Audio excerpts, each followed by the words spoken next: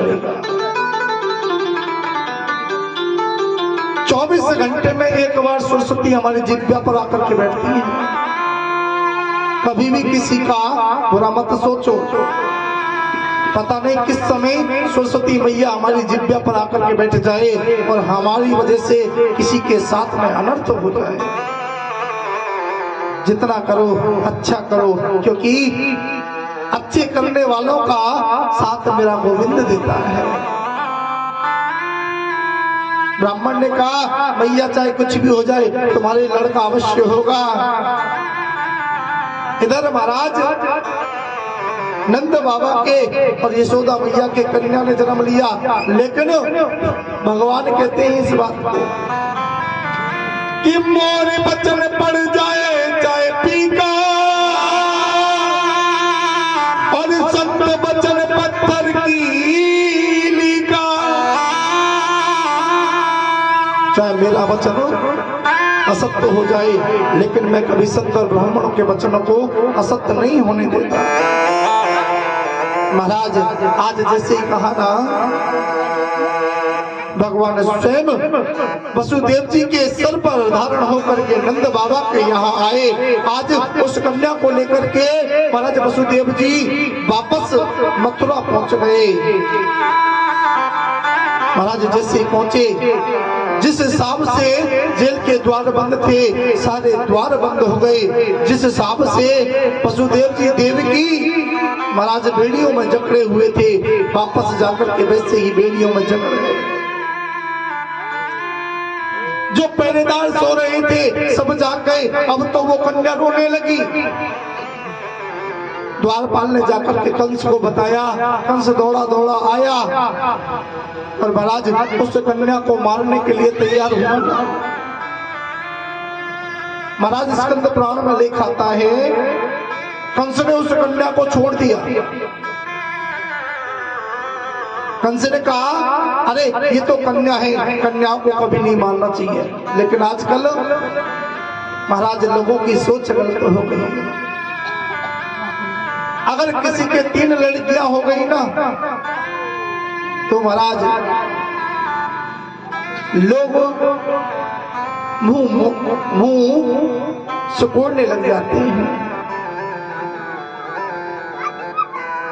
महाराज एक बात कहूं, तुमसे बड़ा दानी इस संसार में कोई नहीं होगा जिसके घर में कन्या होती है। जब भगवान राम का और सीता जी का विवाह हो रहा था ना, जनक राजा बारात लेकर के आए तो सबसे पहले दशरथ महाराज बारात लेकर के आए तो सबसे पहले जनक राजा के चरणों में गिर गए, साष्टांग प्रणाम किया। यहाँ पर विद्वानों ने कहा प्रभु ये क्या बात हुई? महाराज दशरथ जनक राजा के पैरों में गिर गए। बोले क्यों? जनक राजा ने कहा आप तो बेटे वाले हो, हम बेटी वाले, गिरना तो हमें चाहिए। बोले नहीं। महाराज दशरथ ने बड़ी सुंदर बात कही। बोले प्रभु मैं तो एक भिखारी हूं, तुम्हारे यहाँ मांगने के लिए आया हूं। क्या? कि तुम्हारी कन्या को आप मुझे दे दो। और महाराज तुम कितने बड़े दानी हो जो अपनी बेटी को, महाराज बेटी पैदा करते हैं, बड़ी करते हैं, पढ़ाते लिखाते हैं, योग्य करते हैं और बाद में उसका विवाह किसके साथ में कर देते हैं? लड़के के साथ में कर देते हैं। क्या बेटी वो अपने माँ बाप को उस तनख्वाह को देती है क्या? नहीं। लेकिन महाराज दशरथ ने कहा कि महाराज आपने मुझे ऐसा अनमोल हीरा दिया है, आपसे बड़ा दान इस संसार में कोई नहीं है, कन्या से बड़ा कोई दान नहीं होता। महाराज देवी भागवत कहती है जिसके घर में लड़की नहीं होती ना, उनकी धीरी हमेशा कवारी ही मानी जाती है, उसे कुंवारी की संज्ञा दी जाती है। जिस घर पर तोरण नहीं मारा जाए वो घर की धीरी हमेशा कवारी होती है। पहले लगन वगैरह होती थी ना, घर के बीच चौक में होती थी। विवाह होता बारात घर पे आती थी, लेकिन आजकल महाराज मैरिज होम हो गए, अब तो सब काम मैरिज होमों में होने लगे। पहले सभी लोगों के एक दूसरे से प्रेम बना होता था, अगर किसी के कोई काम होता था ना, सब लोग आकर के उसकी मदद करते थे। लेकिन आजकल जो दुखी है ना, वो स्वयं दुखी रहे, कोई आकर के उसकी मदद नहीं करता। इसी बात पर तुलसी बाबा लिखते हैं, को ना काऊ सुख दुख कर दाता, ना कोई किसी को सुख देता है, ना कोई किसी को दुख देता है।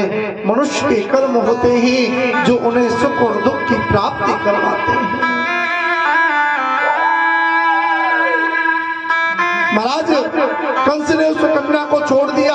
भगवान ने कहा अगर इसके पाप का घड़ा नहीं भरा जाएगा तो महाराज मैं इसे नहीं मार सकता। आज नारद जी आए, नारद जी ने समझाया उस विष्णु का कोई भरोसा नहीं। कंस दौड़ करके वापस जेल में आया और महाराज आकर के उस कन्या को लिया और जैसे ही पत्थर पर मारने के लिए तैयार हुआ, वो कन्या हाथ से छूट करके आकाश में चतुर्भुजी रूप में प्रकट हो गई। कहने लगी, हे कंस, जिसे तू मारने के लिए बैठा है ना, वो तो तेरे हाथों से नहीं मरेगा, लेकिन तुझे मारने वाला ब्रज में पैदा हो चुका है। महाराज जैसे ही कंस के पास में आकाशवाणी ने ये बात कही, कंस घबरा गया। उसी समय कंस के पास में एक पूतना नाम की राक्षसी आई। महाराज जैसे पूतना नाम की राक्षसी आई ना, कहने लगी, महाराज कंस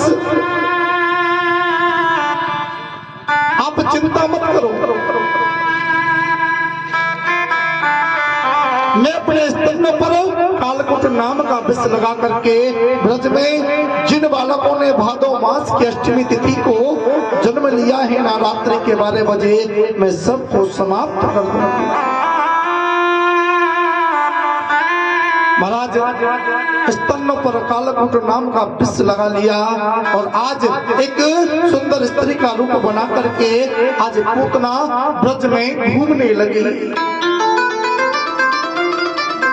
जिन जिन के बालक हुए थे ना, सबके घर में गई, जाकर के उस बालक को दूध पिलाती और वो बालक वहीं अपने प्राणों को त्याग दिया।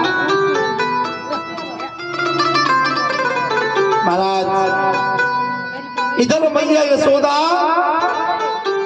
के यहाँ पर महाराज महोत्सव मन रहा था, लाला का जन्म उत्सव मन रहा था। सारे ब्रज की गोपिका बधाई के लिए आई। कल आप लोगों को बधाई दी गई ना। मैया ने देखो लाला परेशान है वो, अब तो लाला पलने में सुलाई दिया और पलना में सुलाई के मैया लाला झुलाई रही। और इधर पूतना जो ब्रज में बालक थे जिन्होंने जन्म लिया, सबको कालकूट नाम का विष लगा करके अपना दूध पिलाती और उसका गोविंदाई नमो नमः देती। मैया ने लाला को पलना में रख दियो और पलना में जलावे लगी। और कैसे कहवे लगी,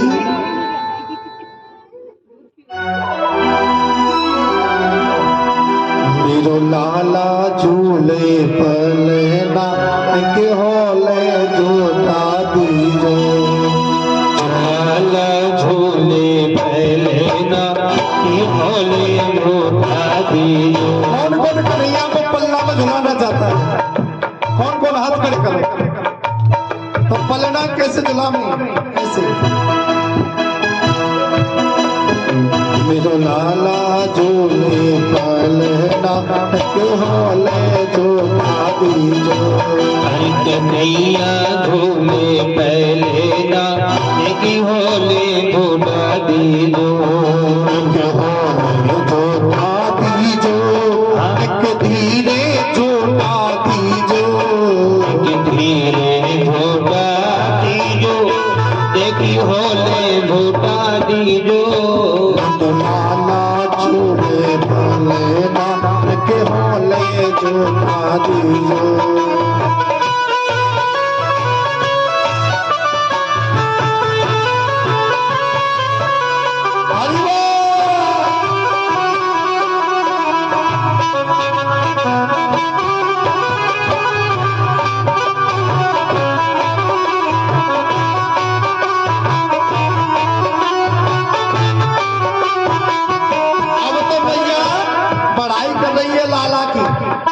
लाला को ऐसे गा करके सुना रही है, काहे गोरिया को बनोरी पालना, काहे गोरिया को बनोरी पालना, काहे गोरिया को बनोरी पालना, काहे गोरिया को बनोरी पालना, काहे गोरिया को बनोरी पालना, काहे गोरिया को बनोरी पालना।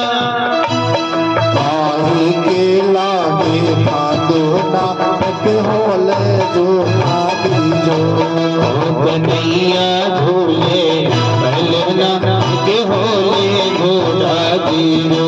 आज मैया लाला झुला रही है, ब्रज की गोपिका भी सब मैया को देख रही, मैया लाड़ कर रही है लाला को, क्योंकि पहले जब छोटे छोटे से थे ना तो नानी और दादी कथा सुनावे, कहानी सुनावे, लोरी सुनाए के लाला को नींद आ जावे। अब मैया पलना में झुला रही है, हरि बोल।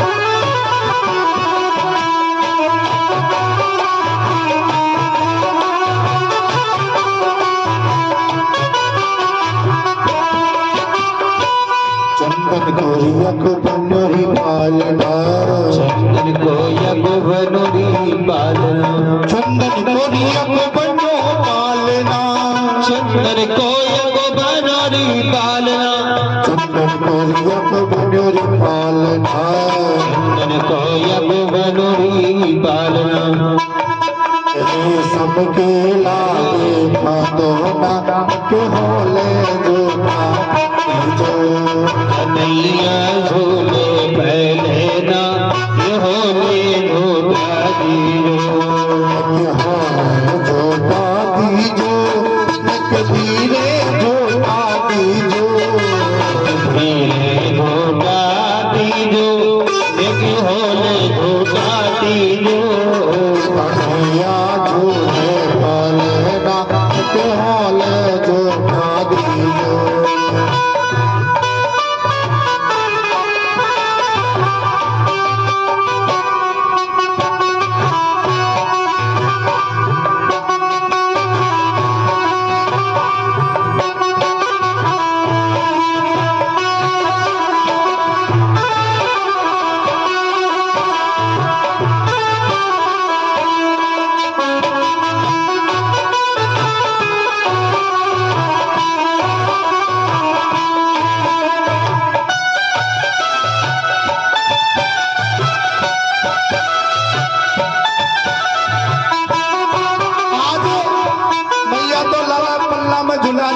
इतने में पूतना और वहां आ गई। पूतना जैसे ही आई आकर के आवाज लगाई, अरे यशोदा, अरे बहनी यशोदा। जैसे ही यशोदा मैया ने सुनो यशोदा मैया ने देखो कोई द्वार पे गोपी आई है। बोले बहन कैसे आई? बोले कैसे आई? अरे तुम और पहचानी नायका? बोले मैं तेरे मामा के, फूफा के, ताऊ के, लाला के, चाचा के, बड़े ताऊ के, छोरा के, बड़े छोरी की बड़ी छोरी हूँ, पर रिश्ते में तेरी बहन लगूं।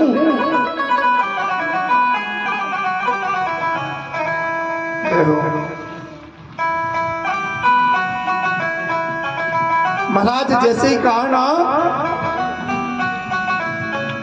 सुखदेव जी महाराज कहते हैं अब तो मैया क्या बोलेगी मेरी बहन? मैंने तो एक नाय पहचानो जी कहाँ पे आई है? बोले देख, ओ देखो तो सही समय की बात है। पहले जब लाला ना हो ना, जब तक खूब पहचान ले गई, अब भाई तेरे छोरा है गयो, अब काय की पहचानेगी? महाराज जैसे कहीं ना मैया सोच में लगी कहीं सचमुच मेरी बहन नहीं हुई। पूतना सोचे में लगी कहीं पता नहीं लग जाए मैया को कि मैं या की बहन ना हूँ। अब तो बातन में लगावे लगी, वो देख लाला है गयो तो पानी की भी नाय पूछ रही। अरे दुश्मन को भी पानी पिलाए दे करे, कम से कम मैं तेरे द्वारे पे आई हूँ, पानी तो पिलाए दे। मैया यशोदा कहवे लगी बहने बैठ जा। जैसी पानी भरवे को गई ना, पूतना कहवे लगी बहन या पानी में तो नाय पीऊं। क्यों? बोले तू तो ऐसा कर, या बर्तने मांझ के ला और या मैं शुद्ध पानी भर के लियो जमुना जी पे, मैं तो भैया पीऊंगी क्योंकि आज मेरा व्रत है। भैया कहवे लगी मांझ के लाई बहन, कोई बात नहीं, जा मैं ते पी ले। बोले ना, अगर पानी पिलाना है ना तो जमुना जी पे तेल भर के लेके आ। आज तो मैया सोच में लगी घर पे कोई भी अतिथि आवे ताको सत्कार करना चाहिए। महाराज अतिथि किसे कहते हैं पता है? जिसकी कोई तिथि नहीं होती। आजकल अतिथि नहीं आते, आजकल तो कोई भी रिश्तेदार आएगा ना सबसे पहले फोन कर देगो, महाराज फलानी तारीख को मैं आ रहा हूँ, ठीक है व्यवस्था कर लीजिए, साहब घर में कढ़ैया चालू है जाए। महाराज अतिथि उसे कहते हैं जो बिना बुलाए आकर के हमारे घर आए, वो होता है अतिथि। जिसकी कोई तिथि ना हो, ना कोई बार हो, ना कोई समय हो। जैसे मुझे यहाँ बुलाया गया है,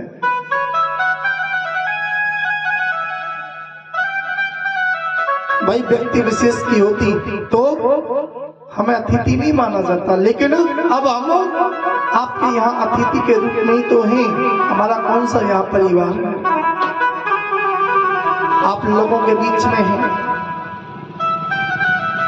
हमारे खाने का पीने का जो भी इंतजाम है सब आप ही तो करते हो। कोई मैया चाय लेके आवे, कोई कन्हैया जी के लिए दूध लेके आवे, कोई खा लेके आवे। एक बार प्रेम से बोलो जय श्री कृष्ण। अब तो मैया यशोदा पूतना के लिए पानी भरने के ताई जमुना जी पे जाती है। इधर पूतना कन्हैया के पास में पहुंच गई।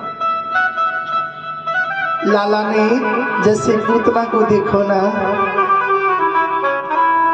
लाला ने आंख बंद कर ली। पूतना कहने लगी वो देख छोटा सा लौरो सोई ना, जाने मेरे रूप पे देख के डर गए हो है? या बजते आंख बंद कर ली। यहाँ पर विद्वानों का मत है साहब, भगवान ने अपने नेत्र बंद क्यों किए? महाराज भागवत जी ने बताया है ये पूतना और कोई नहीं, राजा बलि की पुत्री रत्नमाला थी। जब भगवान बामन का रूप धारण करके आए तो रत्नमाला के मन में विचार आया कि अगर ऐसा लहरों से मेरे बालक रह जाता ना तो मैं बाबू अपनी आंचल से दूध पिलाती। लेकिन जैसे ही भगवान ने विराट स्वरूप बनाया ना, कहने लगी अगर ऐसे मेरे बालक हो भी जातो तो मैं बापू दूध की जगह जहर पिला देती। एक कारण तो ये है, स्कंद पुराण में लेख आता है महाराज, मेरे राम के इष्ट देव है भगवान भोलेनाथ, और भगवान ने कभी जहर को नहीं पिया। महाराज आज कन्हैया जी ने नेत्र बंद करके भोलेनाथ को याद किया, प्रभु विश्व आप पियो, दूध को मैं पीता हूँ। आज पूतना कन्हैया को लेकर के महाराज आकाश में उड़ने लगी।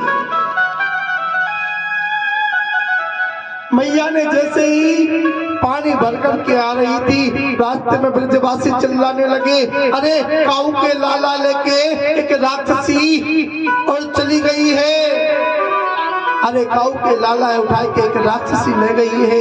मैया ने जैसे सुनो ना, मैया वही गंगरी को पटक करके दौड़ लगाने लगी।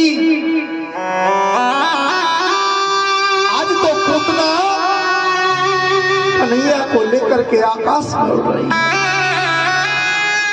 और खुश हो रही है। महाराज अब तक तो पूतना भगवान को लेकर के उड़ रही थी, अब मेरे गोविंद पूतना को लेकर के उड़ने लगे और दूध के साथ साथ आज पूतना के प्राणों का हरण भी करने लगे। जैसे पूतना की शक्ति क्षीण होने लगी, महाराज सुखदेव जी महाराज कहते हैं भगवान आज पूतना को लेकर के जहां सूखे हुए वृक्षों का जंगल था ना, उस जंगल में जाकर के पूतना को ले जाकर के मेरे गोविंद पूतना का वध कर देते हैं।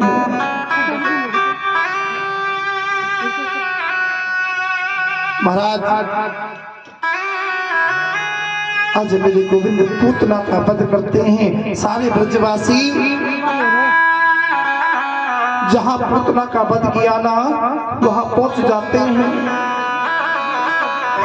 अब तो सारे ब्रजवासी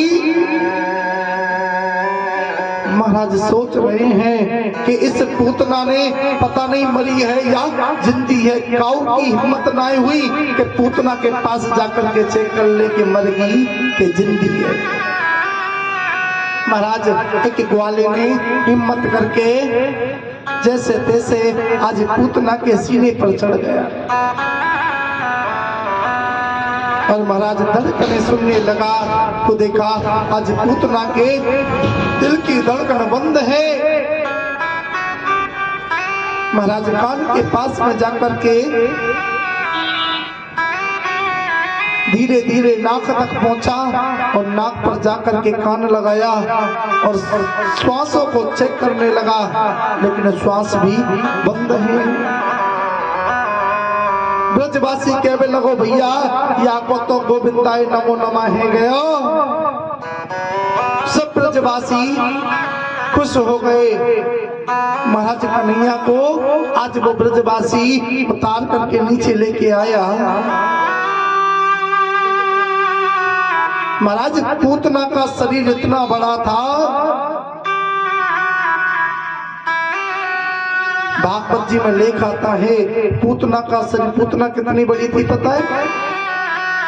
6 कोस में आकर के उसका शरीर गिरा।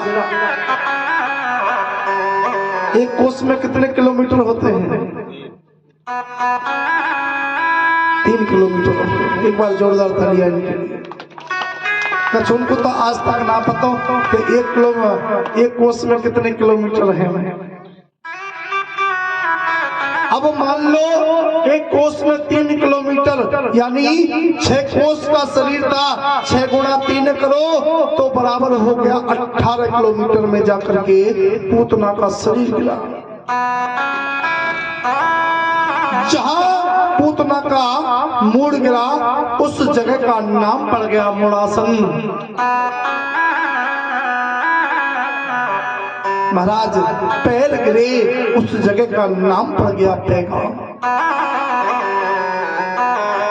जहां हाथ जाकर के गिरा उस जगह का नाम पड़ गया हाथरस। आज सारे ब्रजवासियों ने मिलकर के पूतना के शरीर के टुकड़े किए और महाराज आज पूतना के शरीर को जलाने लगे।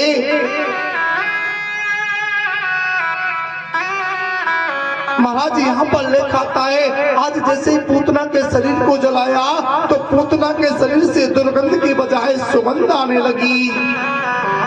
इस पर विद्वान कहने लगे प्रभु पूतना तो राक्षसी थी, उसके शरीर से तो दुर्गंध आनी चाहिए थी, ये सुगंध कैसे आई?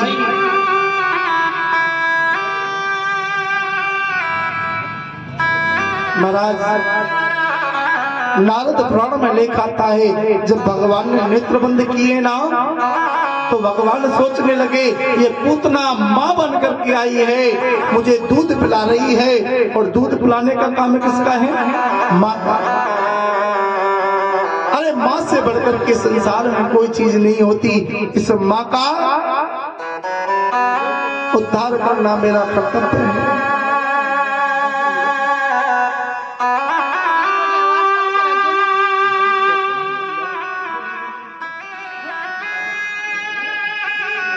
महाराज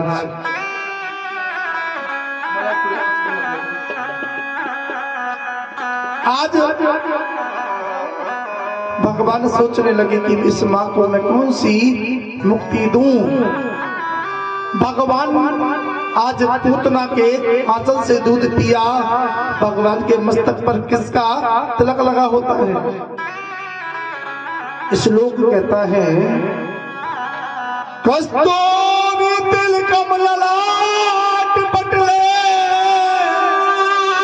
वक्षस्थले कौस्तुभम नासाग्रे वर मुक्त कंकर तले वेणु करे कंकणम। कस्तूरी तिलकम लाट पटले। महाराज भगवान के मस्तक पर किसका तिलक लगा होता है? कस्तूरी का।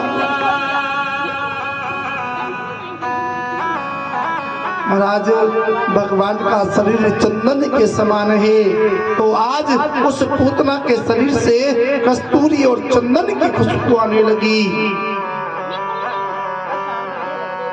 सुखदेव जी महाराज कहते हैं हे राजा परीक्षित आज मेरे गोविंद की कृपा से पूरे ब्रज में आनंद हो रहा था। महाराज आज पूतना का मेरा गोविंद उद्धार करते हैं। इधर लाला को जैसे जन्म भयो अब तो पूरे ब्रज में प्रतिदिन आनंद होता, प्रतिदिन महोत्सव होता। महाराज महोत्सव चलते चलते 6 महीने बीत गए, पता ही नहीं चला। आज लाला 6 महीना को है गए। महाराज जब लाला 6 महीना को भयो ना तो एक सक्टासुर नाम के दैत्य को आज कंस भेजता है मेरे गोविंद या सक्टासुर को भी उद्धार कर देंगे। भोलेनाथ ध्यान में बैठे हुए थे और जैसे भोलेनाथ को ध्यान भंग हुआ, भोलेनाथ को जैसे पता लगो ना कि मेरे गोविंद को प्राकट हो चुको है, मेरे प्रभु ने जन्म ले लिया है। महाराज आज कन्हैया के जन्म के ताई दर्शन करवे के ताई आज ब्रज की ओर महाराज भोलेनाथ चल देते हैं।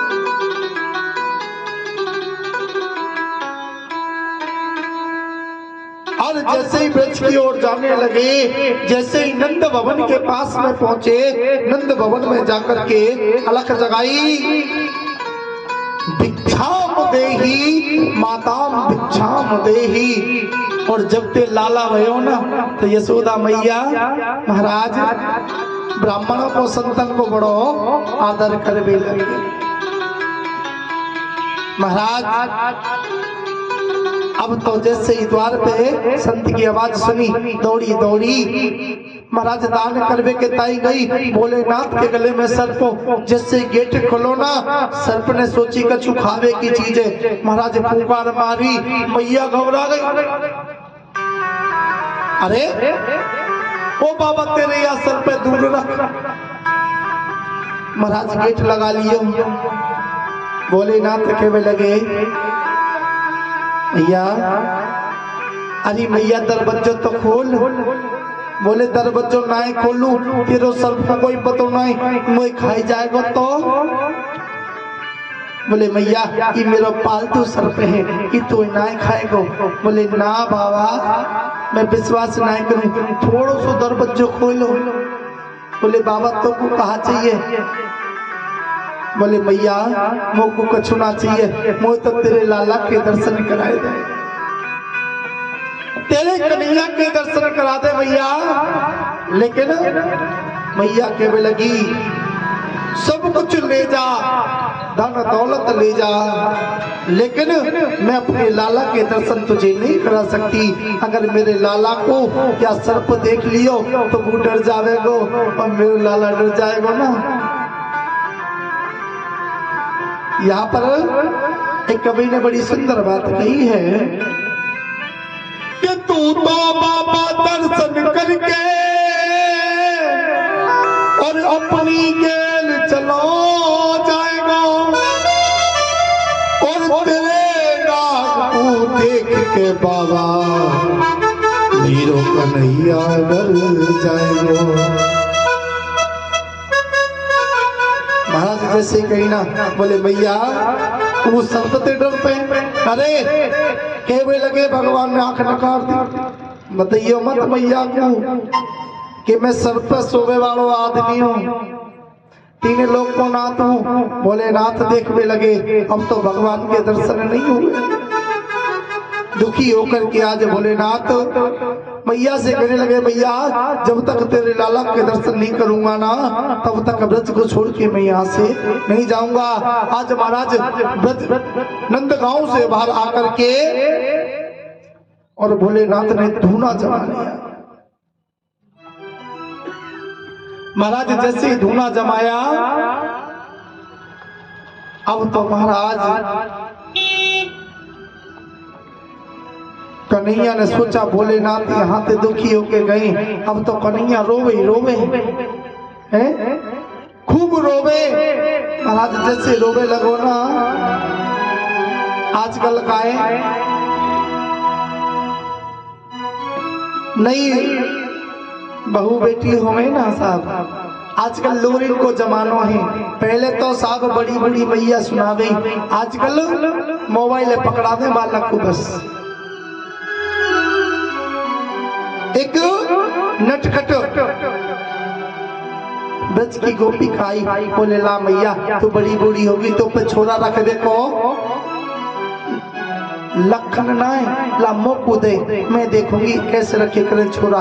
ला लाला ले लियो, कंधा के लगा लियो, और कंधा के लगा के अब तो लोरी सुनावे लगी।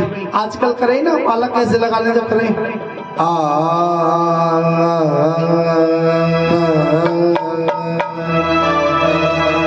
छोटे छोटे बालक हो गए ना, ऐसे छोटी छोटी सी गुड़िया होगी, बोले ई लाला देख मेरो कैसे करेगी।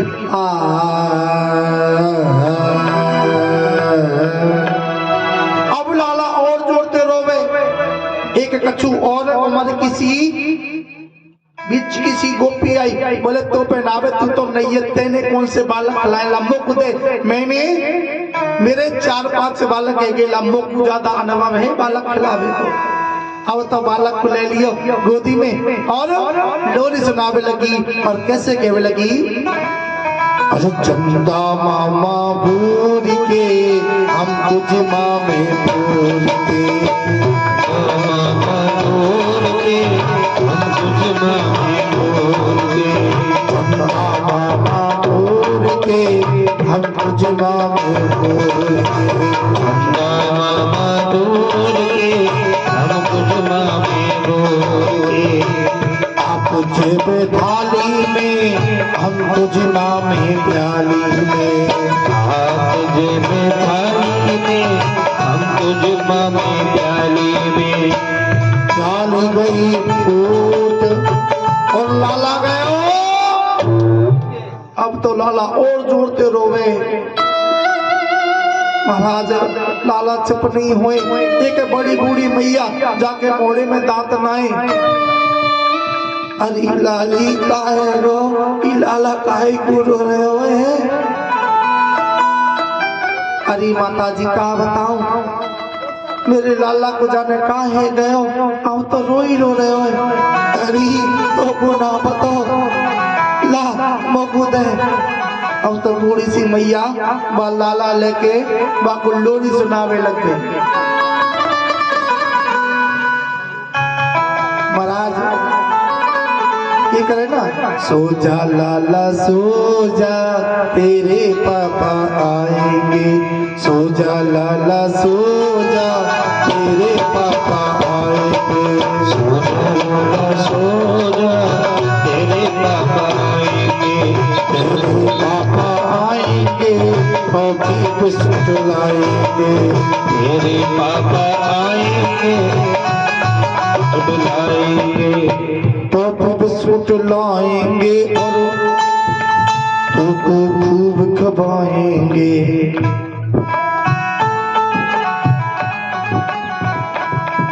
और टॉफी गई बीत,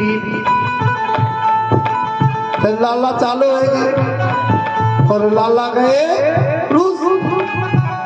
अब तो लाला जोर जोर से रोवे। बड़ी बूढ़ी मैया कहने लगी ऐसे, अरे ई लोरी तो चुप नहीं हो गए, अब तो सूंघने लगी। अरे यशोदा, जा छोरा के शरीर में तो बास आ रही है, जाकर तो काऊ सोत की नजर लग गई।